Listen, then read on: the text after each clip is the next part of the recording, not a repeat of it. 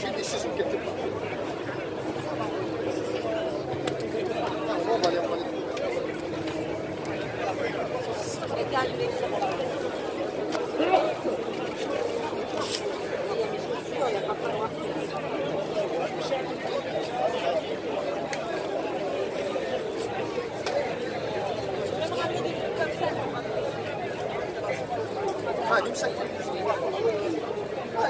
Il a des idées vraiment.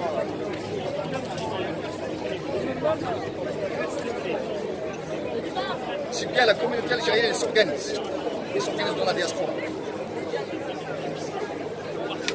Elle s'organise pour apporter notre soutien à la dynamique en marche en Algérie, pour leur dire qu'on est une partie intégrante du peuple algérien.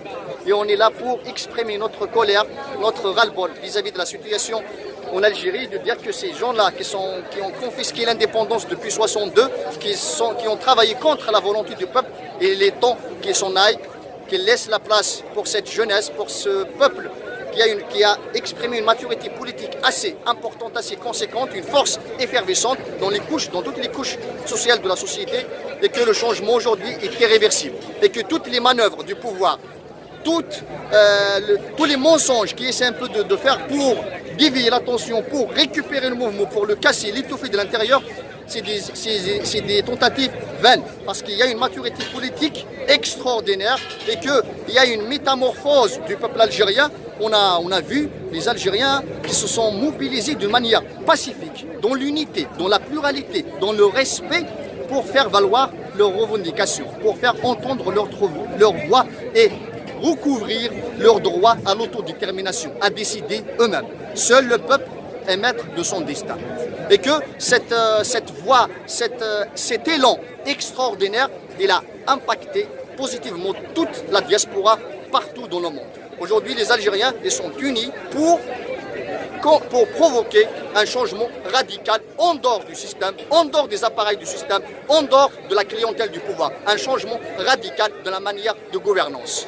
Et c'est ça qui est important. Et que nous, on revendique une période de transition pour asseoir les conditions préalables à l'élection d'une Assemblée nationale constituante qui va refonder l'État algérien sur des nouvelles bases, des bases démocratiques, où tout le monde participe. Les femmes, les syndicalistes, les étudiants, tout le monde aura sa place. Qui aura pour charge d'élaborer une nouvelle constitution qui portera la voix du peuple et exprimera sa volonté et garantira ses aspirations et protégera ses richesses. Par le passage par une transition, on convoque une Assemblée nationale constituante qui va asseoir les conditions de l'élection par voie référendum, une nouvelle constitution qui débouchera sur la naissance de la deuxième République. Une nouvelle République, une Algérie sociale, une Algérie démocratique, une Algérie plurielle, où tout le monde se retrouve dans la cohésion, dans la cohabitation, dans la coexistence. Il y en a de la place pour tout le monde. Le peuple algérien, avec toutes ses richesses linguistiques, politiques, c'est sa force, c'est ça qui fait la force de ce pays. Et non pas les gens qui depuis des décennies, le pouvoir, ils jouent sur la division, sur celui-là il est kabyle, celui-là il est arabe. Tout ça, c'est la force de ce pays. La richesse constitue la force et qu'aujourd'hui, on va s'investir dans la jeunesse, dans l'humain. La construction de l'humain, c'est l'humain qui va faire la construction du pays.